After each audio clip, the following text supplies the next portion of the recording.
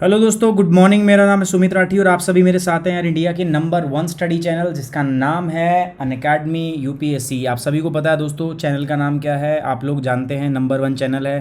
तारीख है आज 6 जुलाई, ठीक है, ये गलती से था, 4 जुलाई गलती से हो गया। सो तारीख है आज 6 जुलाई, समय है मॉर्निंग करंट अफेयर क्विज़ का। 5 बजे हम मिलते हैं, 5 क्वेश्चन हम डिस्कस करते हैं, हर एक क्वेश्चन को हम एक्सप्लेन करते हैं। तो इट्स ऑलमोस्ट एक छोटा मिनी करंट अफेयर सेशन आप मान सकते हो, है ना। 5 टॉपिक यहाँ करते हैं, 5 टॉपिक नेक्स्ट में करते हैं, तो it's almost 10 topics a day जो हम डिस्कस करते हैं आपके करंट अफेयर के। सो बहुत इंपॉर्टेंट सेशन है। चलिए दोस्तों, सो स्टार्ट करते हैं करंट अफेयर। तो आज का करंट अफेयर क्या है दोस्तों हमारे पास, तो करंट अफेयर क्विज क्या क्या वो टॉपिक्स हैं देख लेते हैं। Let's start. यूपीएससी सीएसई 2020-21 के लिए बहुत जरूरी है, सुमित 10 मेरा कोड होगा। इस कोड का आप इस्तेमाल कर सकते हैं दोस्तों टू गेट द 10% ऑफ अन अनअकैडमी। आपको मैं बता दूं दोस्तों, अनअकैडमी के ऊपर अगर हम बात करें 2 ईयर का अनअकैडमी सब्सक्रिप्शन जो है, it will cost you around 64,000। You can get this entire course only आप 64,000 के इस कोर्स को 57,000 के अंदर ही आपको मिल सकता है। 1 ईयर का जो कोर्स है, you can get this entire 1 year course eight 44,000, but ये डिस्काउंट प्राइसेस पे आपको कितना मिलेगा, 39,000। सो पहली जो चीज़ है वो क्या है दोस्तों, डिस्काउंट। सो डिस्काउंट आपको मिल ही रहा है। दूसरा देखो, डिस्काउंट एक बात हुआ, दूसरा सबसे इंपॉर्टेंट चीज़ जो होगा वो क्या होगा, डिस्काउंट तो चलो ठीक है, दूसरा जो इंपॉर्टेंट चीज़ होगा दैट इज गाइडेंस। सो दोस्तों आपको इस थ्रू आउट द प्रोसेस आपको क्या मिलेगा, गाइडेंस मिलेगा। मैं आपको इस कंटिन्यूस प्रोसेस के अंदर मैं क्या करने वाला हूँ, आपको गाइड करना हूँ इस पूरी प्रोसेस के अंदर क्या करना है, कैसे करना है, कहाँ से करना है। मैं कंप्लीट आपको ये चीज़ें जो है मैं कवर करने वाला हूँ, ठीक है। So you have to do this, ये आपकी अप्रोच रहेगी, ये आपका पूरा का पूरा पैटर्न क्या रहेगा, मैं कंप्लीट आपके साथ में डिस्कस करूँगा। सो दोस्तों सुमित 10 ये वो चीज़ है जो आपको डायरेक्ट मेरे से क्या करेगी, कनेक्ट, और ये मेरे से कनेक्ट करेगी, ऐसा नहीं किसी मेरे पीआर वगैरह किसी से कनेक्ट, डायरेक्टली मैं आपसे बात करूँगा यहाँ पे। अगर आप ज्वाइन करते हैं दोस्तों, तो अभी आपके लिए मेरा प्रोग्राम है, और वो प्रोग्राम क्या है दोस्तों, mission IAS 2020 and mission IAS 2021, 2 programme मैंने लॉन्च किए हुए हैं। आप इनको ज्वाइन कर सकते हैं by using the code Sumit 10। Sumit 10 आप कोड यूज़ कीजिएगा, you will get the 10% instant discount, आपको डिस्काउंट मिल जाएगा। दोस्तों अब जब अनअकैडमी पे आप आओगे तो फिजिकल ज्योग्राफी का कोर्स भी मिलेगा, इंडियन ज्योग्राफी का कोर्स है वहाँ पर, इकोलॉजी का कोर्स है। These are the various courses you will get there, आपको सारे कोर्सेज वहाँ मिलेंगे। बशर्ते आपको कोड क्या यूज़ करना है दोस्तों, you just have to use the code Sumit 10, आपको सुमित 10 कोड यूज़ करना है, you will get the discount, आपको सारे कोर्सेज पे डिस्काउंट मिलेगा। आज की पहली न्यूज़, प्रधानमंत्री गरीब कल्याण पैकेज, पीएम गरीब कल्याण अन्न योजना। दोस्तों रिसेंटली दिस पीएम गरीब कल्याण योजना जो है, अन्न योजना जो है, it was extended for another 3 month, 3 महीने के लिए इसको फिर से आपका क्या कर दिया, बढ़ा दिया गया है। मैंने बताया था, जो रामविलास पासवान साहब जी हैं उन्होंने प्रधानमंत्री नरेंद्र मोदी का थैंक यू करते हुए बोला है कि ये जो पीएम गरीब कल्याण अन्न योजना थी, it was extended for the another 3 month, तो ये बहुत बेनिफिशियल रहेगा दोस्तों। ये स्टार्ट हुआ था दोस्तों आत्मनिर्भर भारत, है ना, आपने सुना हो आत्मनिर्भर भारत, हमने स्टार्ट किया था।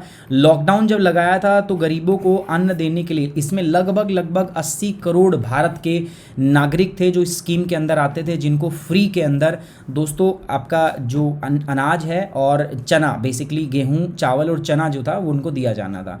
चलिए क्या है इसके बारे में पूरी डिटेल में डिस्कस करेंगे। पहले मैं आपको क्वेश्चन बता देता हूं। Consider the following statement with respect to the Pradhan Mantri गरीब कल्याण अन्न योजना।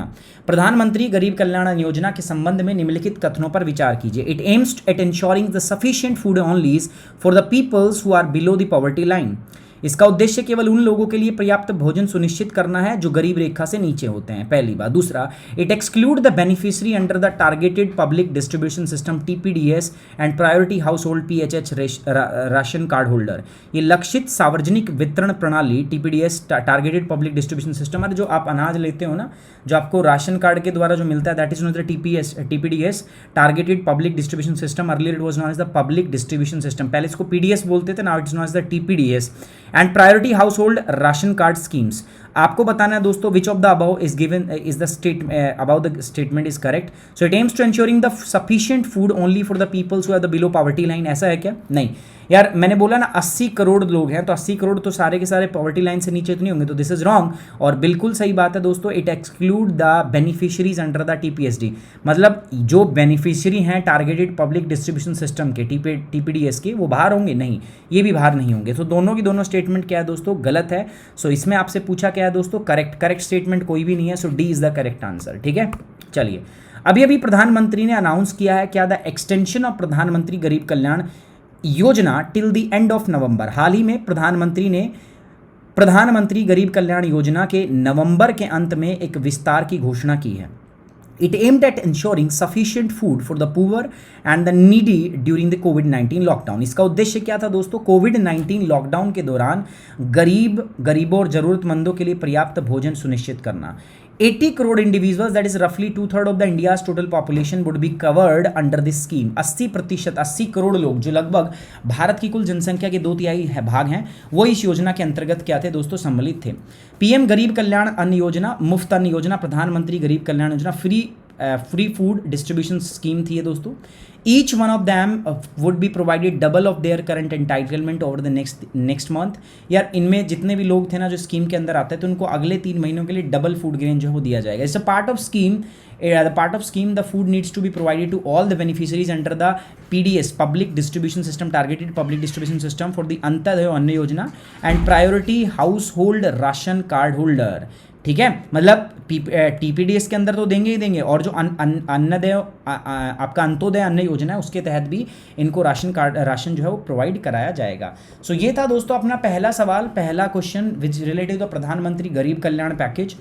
प्रधानमंत्री गरीब कल्याण पैकेज जो था, it was announced during the lockdown. आपको पता होगा इसी का एक कंपोनेंट था प्रधानमंत्री गरीब कल्याण योजना। तो प्रधानमंत्री गरीब कल्याण योजना जो है दोस्तों, इसका पूरा पर्पस क्या था कि किस प्रकार से कोई यार लॉकडाउन के इस दौरान के अंदर में कोई भूखा ना मरे, तो गरीबों की मदद करने के लिए उनको पूरा फूड जो है वो कंप्लीट उनको मिले, इसीलिए स्कीम जो है बेसिकली चलाई गई थी। इसको 3 महीने के लिए फर्दर एक्सटेंड कर दिया गया। ठीक है, अगली बात करते हैं दोस्तों कॉगेक्स। ये एक एनुअल इवेंट है जो लंदन के अंदर होता है, तो इसी से संबंधित कुछ बातें हैं, मैं बता देता हूं क्या है क्या नहीं है। Consider the following statement regarding the CogX 2020। CogX के बारे में निम्नलिखित कथनों पर विचार करना है। पहला, it is a prestigious global leadership summit and festival on the world environment and wildlife. ये विश्व पर्यावरण और वन्य जीव पर एक प्रतिष्ठित ग्लोबल लीडरशिप समिट और फेस्टिवल है, पहली बात। दूसरा, the CogX award are given to the best of the best government in protecting the environmental ecosystem. यार ये पुरस्कार पर्यावरण पारिस्थितिक तंत्र की सुरक्षा में सर्वोत्तम सरकारों को दिया जाता है। It is an annual event held in London. ये वार्षिक कार्यक्रम है जो लंदन के अंदर होता है। तीसरा, ठीक है, तो आपको बताना है विच ऑफ द अबव स्टेटमेंट और इज और आर करेक्ट। सो अगर मैं बताऊं आपका तो ओनली थर्ड है ना। सो इनमें से केवल और केवल क्या था दोस्तों, आपका थर्ड स्टेटमेंट जो थी वो हमारी क्या थी, करेक्ट स्टेटमेंट थी, जैसा मैंने आपको बताया था। ठीक है, अब ये है क्या, पूरी बात समझो दोस्तों, है ना। इसकी बात अगर मैं करें तो ये बात बिल्कुल सही है कि वार्षिक, मैंने बताया ना अभी स्टार्टिंग के अंदर, it is an annual event जो बेसिकली कहाँ पर होता है, लंदन के अंदर होता है। तो जो भारत की जो ऐप है माई गवर्नमेंट, जो माई शॉर्ट में लिखते हैं उसको माई गॉव, तो ये जो ऐप है AI एनेबल्ड है, आर्टिफिशियल एनेबल्ड है। Corona help desk back the 2 awards under the category, पहला बेस्ट इनोवेशन फॉर कोविड-19 सोसाइटी एंड पीपल्स चॉइस कोविड-19 overall winner at the recently had कॉगेस 2020। 2020 के अंदर दोस्तों जो MyGov AI enabled app जो है दोस्तों, इसको 2 अवार्ड मिले हैं। ठीक है, The award were won by the technical partner of MyGov, GeoHaptic Technologies Limited। पुरस्कार MyGov GeoHaptic Technology Limited की तकनीकी भागीदारी द्वारा जीते गए हैं। कॉगेक्स 2020 एक प्रेस्टिजियस ग्लोबल लीडरशिप समिट है दोस्तों। प्रेस्टिजियस मतलब बहुत ही प्रतिष्ठित है, ग्लोबल, जिसमें पूरी दुनिया की जो लीडर्स हैं वो आके मिलते हैं। So CogX 2020 is a prestigious global leadership summit and festival of AI and emerging technologies held annually in the London. हर साल ये लंदन के अंदर में आयोजित इसको किया जाता है। माई गॉव मेरी सरकार, कॉगेक्स award was given out to the best of the best in the artificial intelligence and emerging technologies across the world। आप पूछोगे सर कॉगेक्स किसको दिया जाता है, तो हमने क्वेश्चन में कहा था एनवायरनमेंट एंड वाइल्ड लाइफ, तो नहीं, ये किसको दिया जाता है दोस्तों, best of the best award. Best of the best किसने किया हो, या तो आपने आर्टिफिशियल इंटेलिजेंस के अंदर किया हो या किसी भी इमर्जेंट टेक्नोलॉजी के अंदर में आपने बेस्ट ऑफ द बेस्ट किया हो तो आपको अवार्ड दिया जाता है। After rigorous evaluation Indian chatbot MyGov Corona Help Desk was chosen among the 100 of the entities that made a differences to the society during the pandemic। दोस्तों, इस corona virus की इस महामारी के दौरान में बहुत सारे ऐसे इनिशिएटिव्स थे जिन्होंने लोगों की मदद की है, और उन इनिशिएटिव्स में MyGov जो कोरोना हेल्प डेस्क है, ये एक अलग से बहुत अच्छा, एक हम कह सकते हैं इसको बहुत मतलब इम्पैक्टफुल, ये प्रोग्राम इम्पैक्टफुल आपका हेल्प डेस्क था। तो इसको दोस्तों इस वजह से इसने आपके प्राइज़ भी यहाँ से जीते हैं। MyGov is the world largest citizen engagement platform which facilitate two-way communication between the government and the citizen and facilitate participatory governance in the India, the world's largest democracy। ये एक टू वे कम्युनिकेशन है जिसमें citizen government के साथ interact कर सकती है, government citizen के साथ इंटरेक्ट कर सकती है ना। So it's a largest citizen engagement platform, अब तक का सबसे लार्जेस्ट सिटीजन एंगेजमेंट प्लेटफॉर्म है विच फैसिलिटेट टू वे कम्युनिकेशन। इसमें टू वे कम्युनिकेशन होता है between the government and the citizen and facilitate participatory governance in the India, the world largest democracy. दुनिया की लार्जेस्ट डेमोक्रेसी इंडिया है, तो आप जानते ही हो दोस्तों इसके बारे में, है ना। चलिए आगे बढ़ते हैं दोस्तों। अगला सवाल है जो हमारा, दैट इज CDS को, central drug standard control organisation, इसको बोलते हैं CDS को। सो मिनिस्ट्री ऑफ हेल्थ के अंडर काम करता है गवर्नमेंट ऑफ इंडिया। क्या क्या पर्पज़ है इसके, क्या क्या काम है, वो हम देखेंगे। सवाल समझिए पहले। कंसिडर दी फॉलोइंग स्टेटमेंट, निम्नलिखित कथनों पर विचार करें। Central drug standard control organisation CDS CO has been interested with the task of fixation, revision of the price of the pharmaceutical products and enforcement of the provision of the drugs price control order. केंद्रीय औषधि मानक नियंत्रण संगठन को pharmaceutical उत्पादों की कीमतों के निर्धारण, संशोधन और ड्रग्स मूल्य निर्धारण आदेश के प्रावधानों को लागू करने का काम सौंपा गया है। ठीक है। All medical device that has been notified as the drugs and have been come under the regulatory regime of the Drugs and Cosmetic Act 1940s and the Drug Price Control Order 2013 from the 1st of April 2020। सभी जितने भी चिकित्सक उपकरण हैं जो drugs के under में notify किए गए हैं under the regime of drug and cosmetic act 1940s, तो उनको रेगुलेट करने का काम इसी का होता है, CDS को। तो आपको बताना है कौन सा स्टेटमेंट करेक्ट है। तो देखो मैं आपको बता दूं दोस्तों, स्टेटमेंट तो only second is the correct answer है ना, B is the correct answer. अब ये क्यों है ये समझना पड़ेगा आपको, मैं बता देता हूँ। ये जो प्राइस फिक्स करने की बात जो आप कर रहे हो ना, इसके लिए हमने एक अलग से प्राइसिंग अथॉरिटी बना रखी है हमने, national pharmaceutical pricing authority, NPPA उनको हम बोलते हैं। तो वो काम उसका है जो ministry of chemical and fertiliser के अंडर में एक आपका काम करती है। सो अगर मैं बात करूँ तो पहला फंक्शन गलत है, दूसरी बात बिल्कुल सही है। भारत के अंदर में जितने भी ड्रग्स हैं, नई ड्रग्स के ट्रायल, उनके स्टैंडर्ड है ना, उनको अप्रूव करना नहीं करना, इंपोर्ट एक्सपोर्ट उनका स्टैंडर्ड, वो सारा का सारा जो है that is totally related with this. ठीक है, वो इनसे रिलेटेड है, बाकी ये उसका कोई काम नहीं है। All medical device have been notified as the drugs and have came under the regulatory regime of the drugs and cosmetic act 1940s and the drug price control order 2013 from the 1st of April 2020। दूसरा statement क्या है दोस्तों, सही है। All medical device has been notified as drugs, जितने भी medical device हैं, कोई भी आपका मेडिकल चिकित्सा उपकरण जो है जिसको नोटिफाई किया गया as a drugs has come under the regulatory regime of the drugs and the cosmetic act 1940s and the drug price control order 2013 with effect from 1st of April 2020। सभी चिकित्सा उपकरणों को ड्रग्स के रूप में अधिसूचित किया गया है और इस ड्रग एंड कॉस्मेटिक अधिनियम 1940 और ड्रग मूल्य नियंत्रण आदेश 2013 with effect from the 1st of April 2020 के नियामक शासन के तहत ये बेसिकली किया गया है। ठीक है। फंक्शन क्या है दोस्तों CDS को के फंक्शन समझने पड़ेंगे आपको। पहला है approval of the new drugs and the clinical trials. नई ड्रग्स का अप्रूवल और clinical trials, import registration and licensing approved of the blood bank, ये काम है। Amendment of DNC act and rules, banning of the drugs and cosmetics, grant of test licence, personal licence, NOC and export, testing of new drugs, oversight and the market surveillance through the inspectors and the centers over and above the state authority. These all are the function of the CDS को, ठीक है।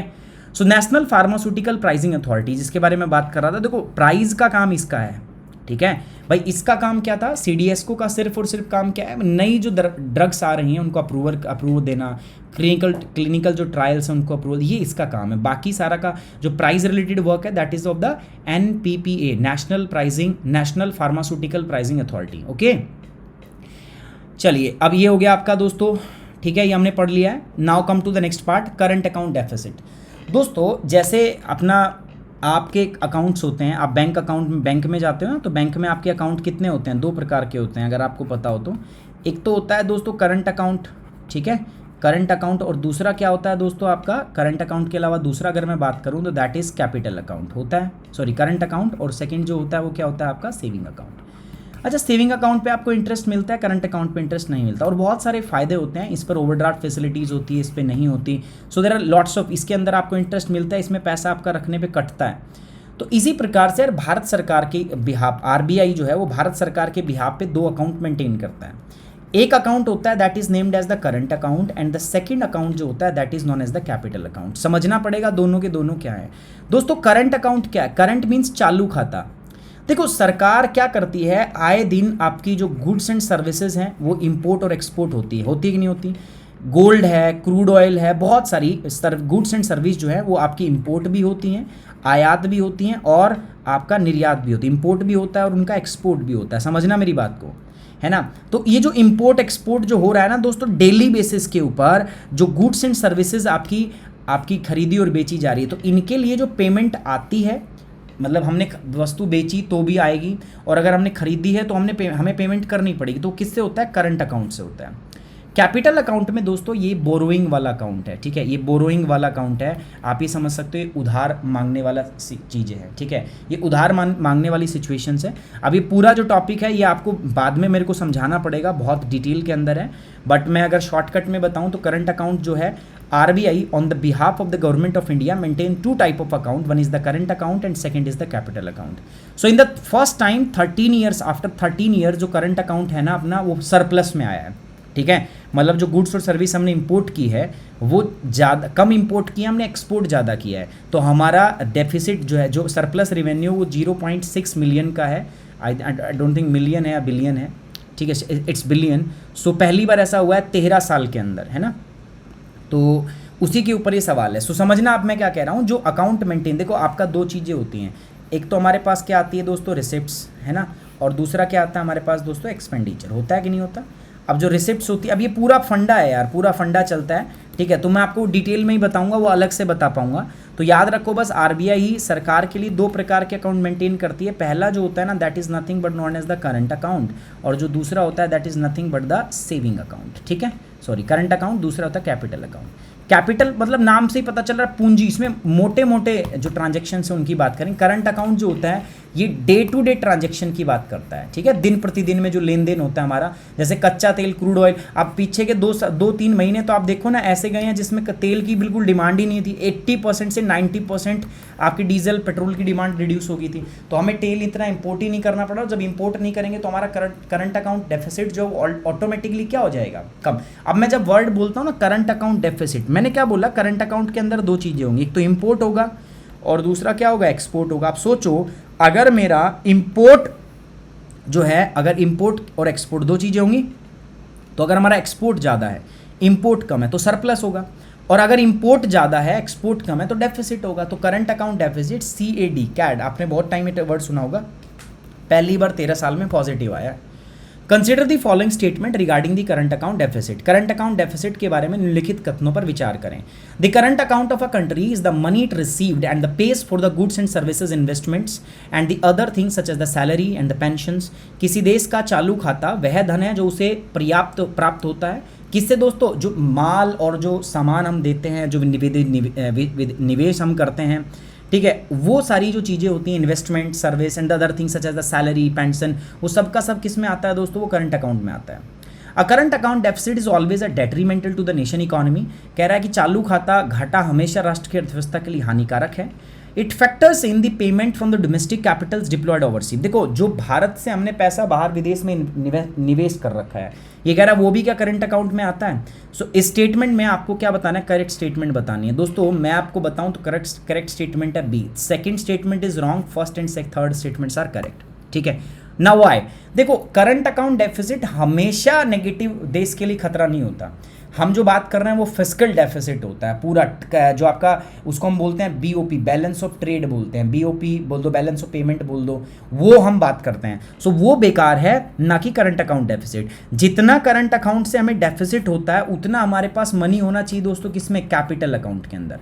अगर ऐसा नहीं है भाई, current account में जितना घाटा हुआ है उसको अगर हम कैपिटल अकाउंट से नहीं भर, सरकार क्या करती है, जितना कम पड़ता है उतनी बोरोइंग लेती है। लेकिन अगर आपके पास बोरोइंग के रिसोर्सेज नहीं है, then it's bad for the economy, then it will leads to the problem which is known as the BOP, balance of payment problem. So ये गलत है, हर बार नहीं होता। जब आपके पास कैपिटल अकाउंट में पैसा है तो इट्स नॉट बैड, तो वो बुरा नहीं होता है। सो अगर मैं बात करूं तो 1 and 3 स्टेटमेंट्स जो हैं दीज आर करेक्ट। एक्सप्लेनेशन में बात करें तो पहली बार 13 साल में फर्स्ट क्वार्टर में भारत का जो करंट अकाउंट्स आपका जो है वो सरप्लस में है, डेफिसिट नहीं आया, करंट अकाउंट सरप्लस रहा है।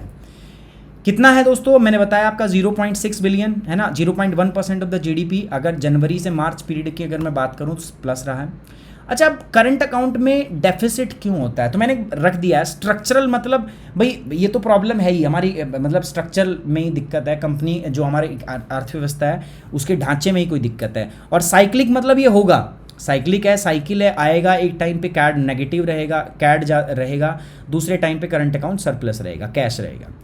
स्ट्रक्चरल में क्या आता है, अंडर इन्वेस्टमेंट, आपके देश में इन्वेस्टमेंट कम हो रही हो, relative low productivity, persistently high relative inflations, है ना, inadequate R&D and innovation, emergence of the lower cost competency, ठीक है, कॉम्पिटिशन। यहाँ पर साइक्लिक में क्या होता है, ओवर वैल्यूड एक्सचेंज रेट, है ना, एक्सचेंज रेट ओवर वैल्यूड हो बहुत ज़्यादा, boom in the domestic demand बहुत ज़्यादा हो गई हो, recession in the key export market, जो आपकी एक्सपोर्ट मार्केट है सोचो उसमें रिसेशन आ गया, वो एक्सपोर्ट हो ही नहीं रहा। जैसे भारत से हम क्या करते हैं, पेट्रोलियम प्रोडक्ट्स एंड जेम्स जो आपकी होती हैं, जेम्स एंड ज्वेलरीज, है ना, वो हम पॉलिशिंग वगैरह करके बहुत एक्सपोर्ट करते हैं। तो मान के चलो उसमें कल को रिसेशन आ जाए, तो रिसेशन आ जाएगा तो क्या होगा, इंडिया का एक्सपोर्ट तो हो ही नहीं रहा, इंपोर्ट फिर भी चल रहा है, तो फिर ये प्रॉब्लम आती है ना करंट अकाउंट डेफिसिट की। समझ रहे हो बात को। Lower trade deficit was one of the prime reason for the improvement in the current account deficit. जो हमारा ट्रेड डेफिसिट है, ट्रेड डेफिसिट मतलब घाटा, और ये तभी होता है जब इंपोर्ट आपका ज़्यादा हो, किससे दोस्तों, एक्सपोर्ट से। तो इस बार ये इंपोर्ट और एक्सपोर्ट का जो डिफरेंस था वो कम था, तो इसलिए सुधार रहा करंट अकाउंट इसमें। The current account deficit indicate that a country is importing more than it is exporting. अब जो करंट अकाउंट डेफिसिट है ना, ये इस बात को दर्शाता है कि देश जितना निर्यात कर रहा है उससे अधिक आयात कर रहा है। Current account deficit is slightly different from the balance of payment, और बिल्कुल सही बात है, अलग होता है उससे यार, बैलेंस ऑफ पेमेंट अलग होती है, मैंने आपको बताया है ना। बैलेंस ऑफ पेमेंट के अंदर दोनों चीज़ आती है, बीओटी आता है, बैलेंस ऑफ ट्रेड, और बैलेंस ऑफ इनविजिबल जिसको हम बीआई बोलते हैं। तो इन दोनों को जब मैं बोलूँ, जब बीओआई प्लस बीओटी ये दोनों नेगेटिव हो तो इनसे मिलकर बनता है बीओपी, वो एक अलग चीज़ है यार, वो थोड़ा समझने में टाइम लगेगा, इतना आसानी से हमें समझ में नहीं आएगा, उसको हम बाद में डिटेल में मैं आपको डिस्कस करूंगा in the special class. So BOT measures only the gap in the earning and expenditure of the export and import of the goods and services, whereas the current account is also factors in the payments from the domestic capital deployed overseas। ठीक है, मतलब जो हमारे देश से बाहर जो capital money लगी होती है ना, वो भी इसके अंदर आती है। ठीक है, लास्ट टॉपिक है हमारा दोस्तों, DST serves launch a new inter ministerial initiative जिसका नाम है एक्सेलरेट विज्ञान। ये एक्सेलरेट विज्ञान लॉन्च किया है दोस्तों, किसने, आपका सर्व ने लॉन्च किया है ना। ये क्या है पूरा का पूरा मैं आपको समझाऊंगा। जैसे इन्होंने लॉन्च किया है दोस्तों इनोवेशन के लिए, है ना, आपका इंटर्नशिप के लिए, अपन ने भी लॉन्च किया है दोस्तों एक इनोवेटिव प्रोग्राम है आईएएस 2020 और 2021 के लिए। This is the assured program by you can join by using the code सुमित10। दोस्तों आज ही इसको ज्वाइन कीजिए। If you have any kind of the query regarding this you can just mail me here. आप मुझे यहाँ मेल कर सकते हैं एट द sumitrathi3@gmail.com। यहाँ मेरे को मेल कीजिए। बस सब्जेक्ट में आपको क्या लिखना है पता है, सब्जेक्ट में आपको लिखना है, सब्जेक्ट में क्या लिखना है आपको, सब्जेक्ट में आपको लिखना है अनअकैडमी सब्सक्रिप्शन। ठीक है, अनअकैडमी सब्सक्रिप्शन लिखिए और आप मेरे को भेजिए। If you are interested to join this course on the Unacademy and ensure your success, अगर आप चाहते हैं कि आप सफल हों तो आप मेरे साथ जुड़ सकते हैं, ठीक है। Consider the following statement regarding the accelerate Vigyan. Accelerate Vigyan के बारे में निम्नलिखित कथनों पर विचार करें। It is provided a single platform for research internship, capacity building programmes and the workshop across the countries. ये देश भर के अनुसंधान, इंटर्नशिप क्षमताओं, निर्माण कार्यक्रमों और कार्यशालाओं के लिए एक एकल मंच प्रदान करता है, पहली बात। दूसरा, it is an initiatives of the council of scientific and industrial research, वैज्ञानिक और औद्योगिक अनुसंधान परिषद की एक ये पहली पहल है। तो बात मैं करूँ, first statement is correct, second statement is wrong. ये इनका नहीं है, तो अभी तो बताया मैंने, सर्ब का है। सो फर्स्ट स्टेटमेंट में only one is the correct answer, ठीक है। अभी अभी रिसेंटली सर्ब ने लॉन्च किया है दोस्तों ये, ठीक है। सर्ब ने क्या लॉन्च किया? एक्सेलरेट विज्ञान, विज्ञान को हमें एक्सेलरेट करना है, ठीक है। और सर्ब की फुल फॉर्म क्या है? Scientific and engineering research board SERBs has launched it to provide a single platform, एक सिंगल प्लेटफॉर्म में देना किसको? For the research internship, capacity building programmes and the workshop across the countries. इसके लिए हमने programme launch किया है। अच्छा, एक्सेलरेट प्रोग्राम के दो पार्ट है, देखो, एक तो देखोगे इधर अभ्यास और दूसरा इधर है क्या दोस्तों? आपका समूहन। अभ्यास है फॉर द स्किल डेवलपमेंट, समूहन is for the bring together, मतलब मीटिंग कराना, ठीक है, इकट्ठा दुनिया भर के जो अच्छे माइंड्स हैं साइंस के अंदर, उनको एक फील्ड के एक छत के नीचे लेके आना। और अभ्यास में स्किल डेवलपमेंट करना है। इसके अंदर हम क्या करेंगे? हाई एंड वर्कशॉप्स स्टैब्लिश करेंगे और हम रिसर्च इंटर्नशिप यहाँ पर प्रोवाइड कराएंगे, है ना। समूहन के अंदर हम क्या करेंगे दोस्तों? हम क्रॉनिकल्स ऑर्गेनाइज कराएंगे, सेमिनार सिंपोजियम जो है वो ऑर्गेनाइज कराएंगे। तो एक्सेलरेट विज्ञान दो कंपोनेंट है ना, अभ्यास और दूसरा क्या? समूहन। सो इस प्रकार से ये काम आपका करेगा। So it is an inter-ministerial scheme to encourage the high-end scientific research and prepare scientific manpower which can lead towards the research careers and the knowledge-based economy, है ना। जो बच्चा मेरे साथ कनेक्ट होना चाहता है, they just have to install the app. You have to choose the UGOL, UPSC, CSC, go to the get subscription। यार दोस्तों, जब ये आप चूज़ करते हो ना 12 मंथ 24, जस्ट अगला पेज आता है जहाँ पर आपको मेरा कोड अप्लाई करना होता है। ये कोड इसलिए भी जरूरी है, आपको डिस्काउंट देगा, तो don't forget to use the code सुमित10, ठीक है। सुमित10 कोड आपको यूज़ करना है, you will get the instant discount. जैसे ही आप आगे बढ़ेंगे, पेमेंट प्रोसीड करेंगे, तो आप जैसे ही मेरा कोड यूज़ करके पेमेंट करते हैं तो आपको मेल भी ड्रॉप करना है मुझे। कहाँ पर आपको मेल ड्रॉप करना है? sumitrathi3@gmail.com कर, कि that you purchase the course, आपने सब्सक्राइब कर लिया by using my code. Okay, now on this note we are ending the class. Thank you very much, take care.